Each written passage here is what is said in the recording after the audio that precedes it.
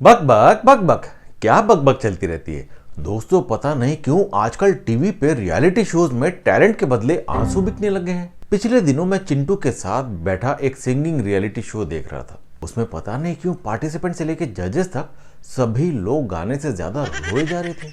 उस पार्टिसिपेंट से ये नहीं पूछा कि आपने कहाँ से सिंगिंग सीखी, कितने साल से रियाज कर रहे हो, किस तरह की सिंगिंग आती है आपको ना।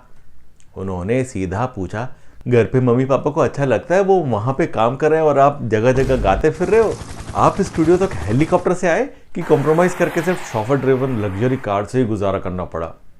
आपके गुल्लक में कितने पैसे हैं। अब इन सवालों का सिंगिंग से क्या ताल्लुक दोस्तों।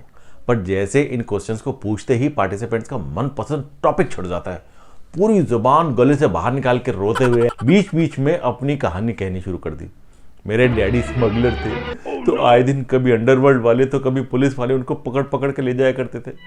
मेरी मम्मी परेशान हो गई थी क्योंकि पिछले 5 सालों से वो अपनी एनिवर्सरी अकेले ही अपने फ्रेंड्स के साथ सिंगापुर में जा के मना रही थी। बाकी देशों में तो पुलिस मम्मा को भी पकड़ सकती थी ना। अब आप ही बताओ, एक ही जगह पे लगातार 5 सालों तक जाके एनिवर्सरी मनाने में कोई बोर नहीं होगा तो और क्या होगा।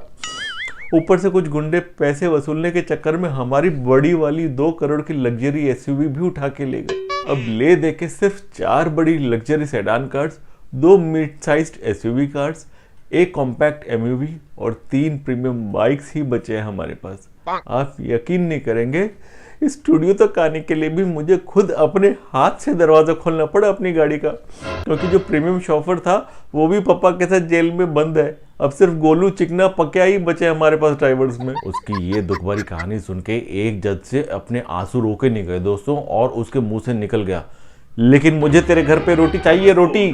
उस पार्टिसिपेंट से इस बात का जवाब नहीं दिया गया। वो फूट फूट कर रोने लगी, पर उसके को पार्टिसिपेंट ने कहा, सर इसके घर पे रोटी नहीं मिल सकती क्योंकि दोनों टाइम बाहर से पिज्जा और पास्ता ही आता है महीने के 30 दिन।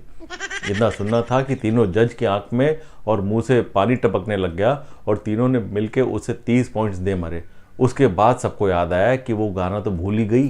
उसके बाद उसने उन 30 पॉइंट्स को वसूल करने के चक्कर में गाना भी गा दिया। आप भी उन जजेस की तरह दिलदार बनो और 30 पॉइंट्स की जगह सिर्फ इस वीडियो को लाइक शेयर और सब्सक्राइब कर दो, वरना ऐसी दुख भरी कहानी सुनाऊंगा अपनी कि आपके आंख मुंह से ही नहीं बल्कि नाक से भी पानी बहने लगेगा। बोलो सुनाऊं।